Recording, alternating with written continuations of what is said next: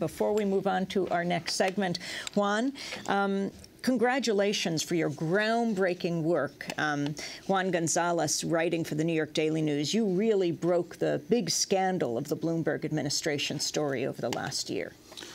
Yes, well, I've been working on it now for about a year, from last December to now, on this huge problem of the increasing computerization of government under Bloomberg, but especially one particular project that ballooned from $60 million to $700 million during his administration to computerize the payroll system of the city government, and it's now exploded into the biggest scandal of the entire Bloomberg era. With last week, as we reported here, the FBI arrested 6 people, 4 of them computer consultants for the city.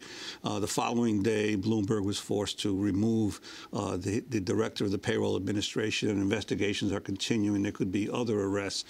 Massive theft involving a huge criminal conspiracy to launder money and bilk the city out of at least $80 million and possibly even more money.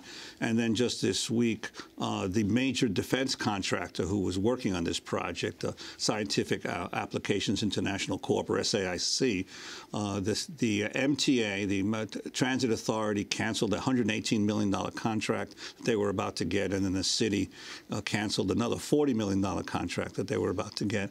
There are more investigations going into what SAIC did involved in this contract as well. And Juan, describe the scene last Thursday. This is after a number of the indictments had come down in Queens.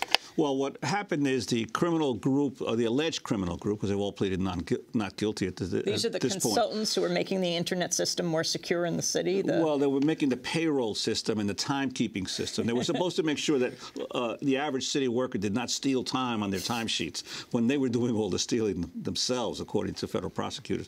But they, after several people have been arrested and released on bail, the investigators began seizing bank accounts across the city because they had many phantom companies, and they went to one bank where they seized a safe deposit box where they found $850,000 in cash in the safe deposit box. And as they were there in the bank, one of the people they had arrested the day before came to the bank with a duffel bag, apparently trying to take the cash before the prosecutors got to it. But the person got there a little late, as they'd already seized the money. And one other story that you really broke after the attacks at the World Trade Center, and for which you should have won the Pulitzer Prize, as well as other folks who did win the prize at the New York Daily News, the toxins at Ground Zero, the significance of the 9/11 fund bill being passed. This is a huge victory for all of those responders who have been getting sick and who will get sick in the future as a result of the exposure to the toxins at Ground Zero. Finally,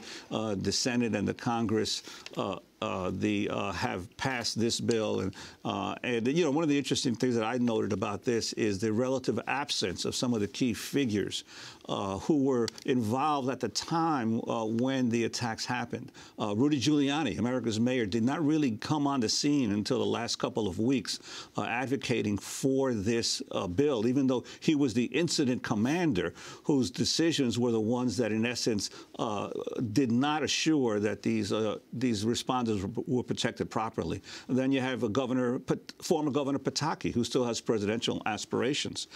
Former Governor Pataki never said anything about this bill. And, of course, former President Bush himself, who was seen at Ground Zero many times praising the responders, but who'd said virtually nothing over the past couple of years in terms of urging his fellow Republicans to pass this bill. But at least it got passed, and thanks to the work of people like Senator Kirsten Gillibrand and others who kept, and Congresswoman Maloney, who we've had on the show many times, and Congressman Nadler, they finally did pass this important bill.